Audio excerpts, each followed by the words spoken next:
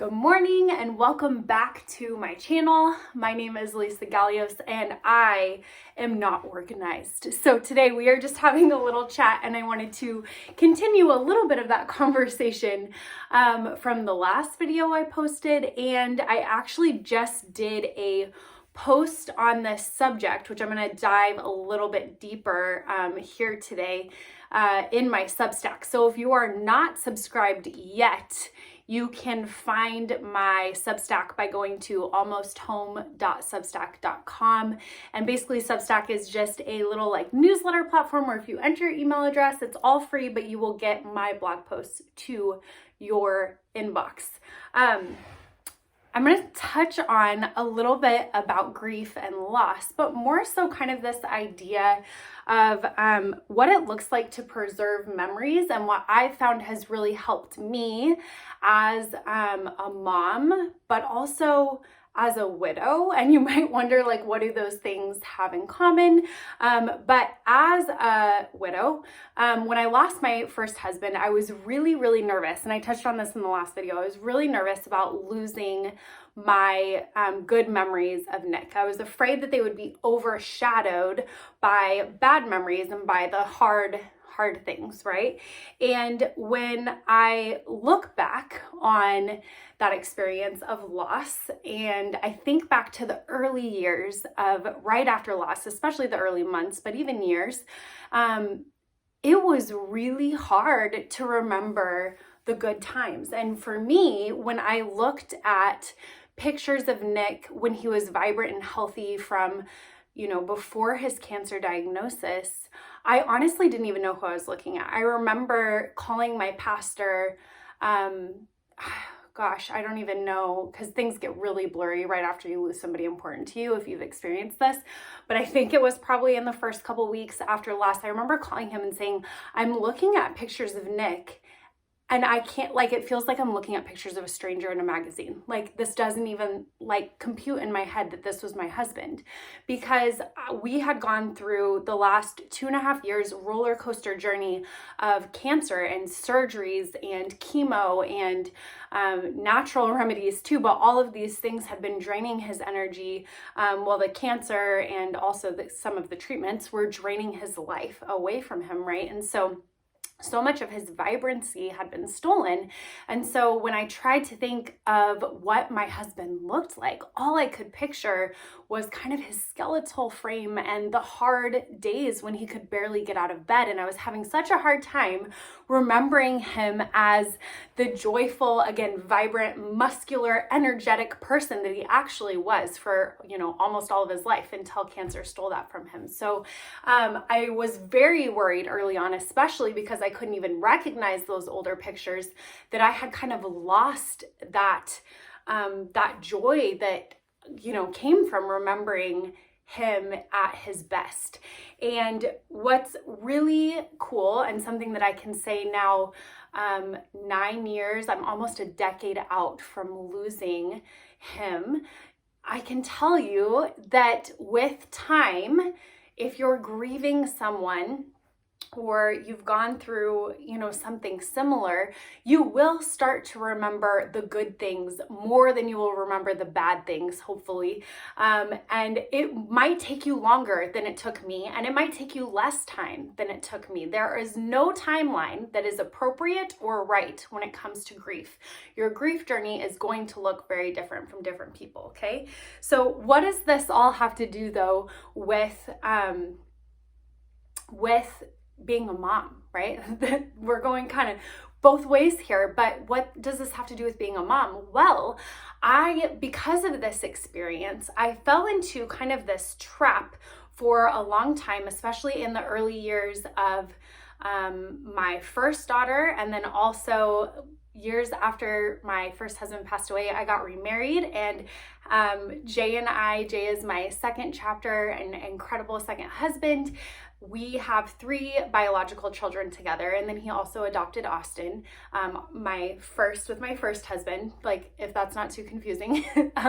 But so with our Jay and I's first biological child, and even Tatum, who is our third, so my second biological with Jay, who went to the NICU and stuff like that. So there's all these like traumas and losses and almost losses and scary things that have happened. And I noticed that it was making me in fear. I was taking like way too many pictures. And if you follow me on social media for any length of time, you know that I have kind of tapered off the last couple years on posting incessantly. And that doesn't mean I have stopped taking pictures. I still take pictures. And with my post, if you read my blog post, I hope you didn't take that to be, me telling you don't ever take pictures. That's not what I was saying. But I was noticing, at least with myself, that I was taking hundreds of pictures most days. And then, even posting maybe one every hour or two on stories, which is crazy, but that's what they suggested for businesses back in the day. And so I'm doing all of these things online. And I realized through my grief journey and through all of this that as much as we hope that our pictures capture the moment, right? If we're in a happy moment with our children, which for me, at least during my good seasons, right? We all have good and bad seasons and ups and downs as parents. I mean, unless I'm by myself, let me know below if you agree. But in my good seasons, when I'm really finding joy and being present with my children, I can pull out my phone every 5 minutes because I'm like, oh my gosh, we're having so much fun playing blocks and my kids are smiling. I'm going to snap a picture. And then, they switch subjects, right? Or activities. They switch activities like every 10 minutes, right? Nothing sticks for that long. So then we switch activities and we're doing something else. And I'm like, oh my gosh, they look so cute now, or I just fixed their hair, or I just did this. I'm going to capture this picture because we're having so much joy in the moment. And what I started realizing is that even the act of just getting out my camera, especially the act of posting in the moment. If I got out my camera, took a picture and posted in the moment, that so interrupts the flow of energy and the joy in the moment, right?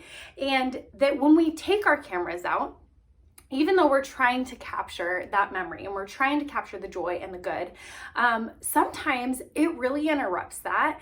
And often we find that cameras cannot capture all of the beauty in one moment. They simply can't. And even if you're taking a video, it's not the same as being there in person. And as much as this day and age will try and convince you that virtual is just as good as in person, right? That virtual friendships are just as awesome as, a deep friendship you could make with a neighbor or with a family member or with someone at church.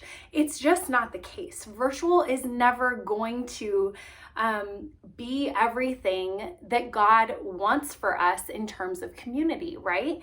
And the same is true for taking pictures or videos. It's just not the same as being there and as being fully present in that moment.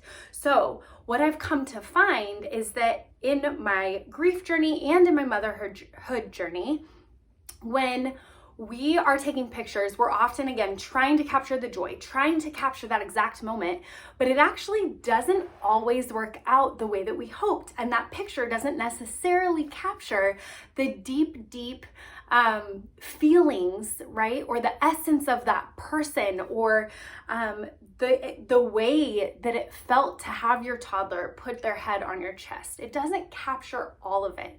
And while I think it's really important to snap pictures throughout our journeys, and I even make baby books now. I used to do scrapbooks. Now I do baby books for each kid because, we're popping them out pretty consistently here. I think we're done, but that's a lot of our family pictures end up in our baby books. I put a couple on the walls sometimes, things like that.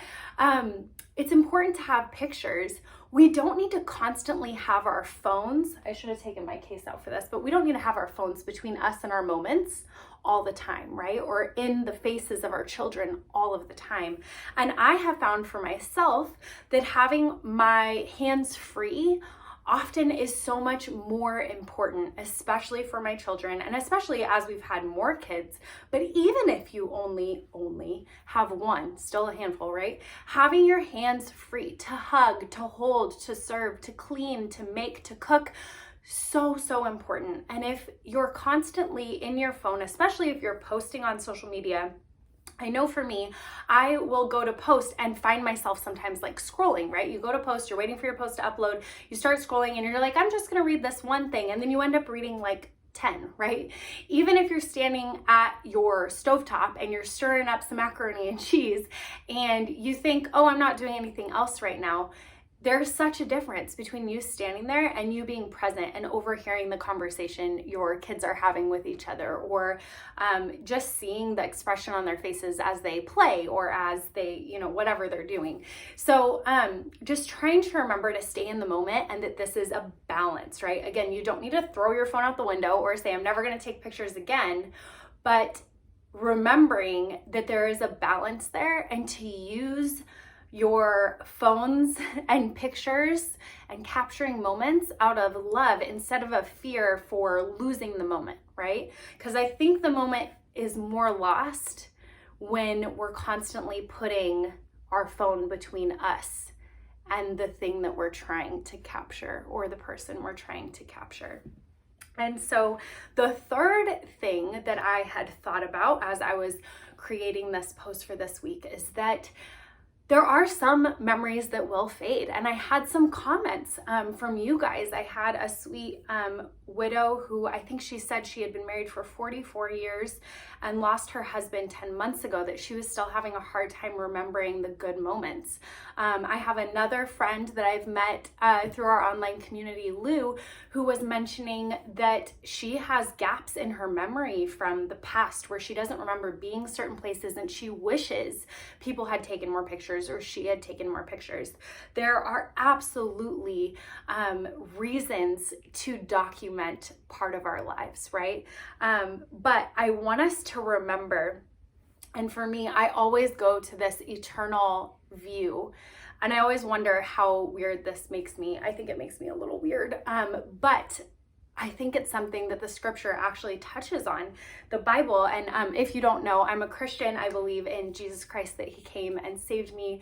And you guys, it's so real in my life. I used to think that was so weird when people said that. And I grew up going to church, but I didn't really subscribe to a lot of things. And I thought it was so weird when people were like, Jesus is my best friend or Jesus is my homie. I'm like, is he really? Like, what does that even mean? You can't even see him. What are you talking about?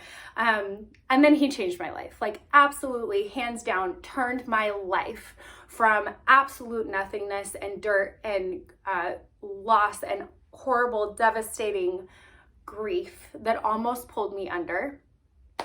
I handed him my life and said, prove yourself. And I don't suggest this, right? We don't need to challenge God all the time. But in this case, he did. Jesus took my life and turned it inside out and upside down. And because of my relationship with him, I do believe that I will be with him. I know that I will be with him for eternity. And so when I came to that realization and started studying heaven and eternity and looking at what the scriptures actually say, and then, listening to the Holy Spirit, and then always leaving room for God to do his awesomeness, right? Like we can only ever understand a finite bit of God's workings, right? Just like an ant. When an ant looks at a human being, they don't understand why we do the things we do, right? Their brains are so much, different, smaller than ours. Same deal for us with God, right? I could never hope to understand the creator of the universe. You guys, I have such a hard time even creating like a little craft from Pinterest, and I have like instructions, and he literally took nothing and made everything, right? So like us trying to understand his entire way that he works is pretty impossible, right?